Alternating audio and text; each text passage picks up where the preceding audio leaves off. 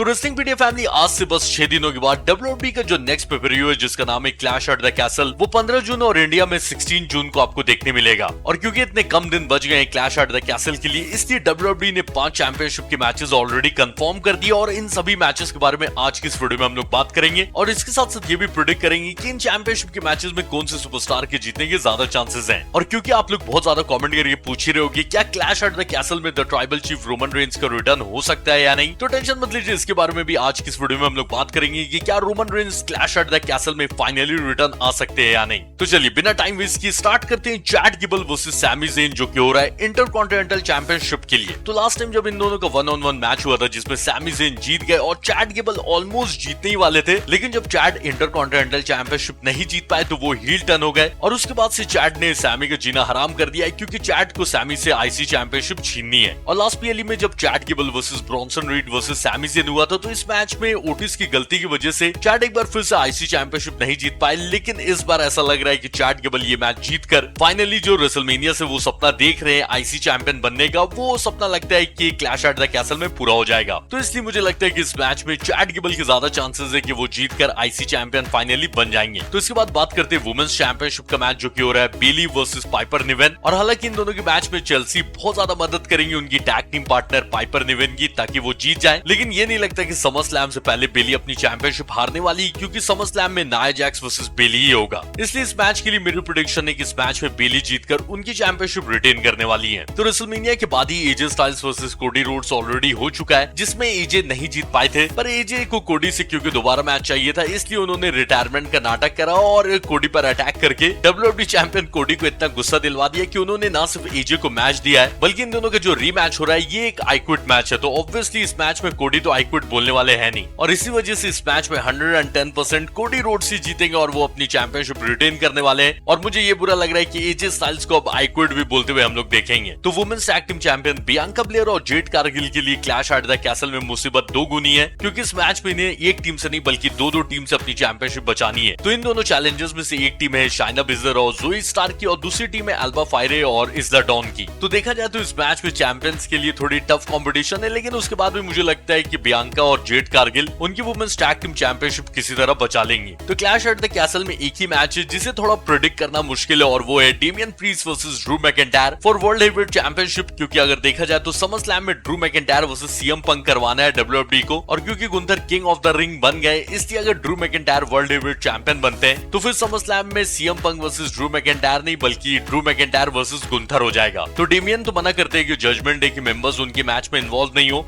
लेकिन last time भी वो लोग इन्वॉल्व हुए थे, जिस वजह से डेमियन प्रीस्ट जीत गए, और इस बार भी शायद वो लोग इन्वॉल्व हो सकते हैं। और अगर जजमेंट इस मैच में इन्वॉल्व नहीं भी होते तब भी चांसेस है कि सीएम पंक एक बार फिर से ड्रू मैकिंटायर को हरवा सकते हैं। पर मैं सच बता रहा हूँ, अगर Drew McIntyre world heavyweight champion clash at the castle में बन जाते तो बहुत सही रहेगा। वैसे इस मैच के लिए आप लोग भी बताओ कि क्या Drew McIntyre clash at the castle के बाद 2 टाइम वर्ल्ड हेवीवेट चैंपियन बन पाएंगे या नहीं। तो चलिए अब बात करते हैं the tribal chief Roman Reigns के रिटर्न के बारे में। तो इस चीज को ज्यादा लंबा नहीं खींचते हुए डायरेक्ट मैं आपको सीधा सीधा बता देता हूँ कि रोमन के रिटर्न के जो रूमर्स हैं वो जून के लिए बिल्कुल भी नहीं है, डायरेक्ट जुलाई के लिए। तो इसलिए अपनी उम्मीद कम ही रखिए कि Roman clash at the castle में आ सकते हैं, और मुझे नहीं लगता कि Roman clash at the castle में आएंगे। और इन केस अगर रोमन इस महीने भी रिटर्न आते हैं तो क्लैश एट द कैसल में तो रोमन का रिटर्न नहीं होगा। तो चलिए मैं मिलता हूँ आपसे नेक्स्ट वीडियो में। जाने से पहले वीडियो को लाइक करिएगा, नए हो तो सब्सक्राइब करिएगा। टाटा।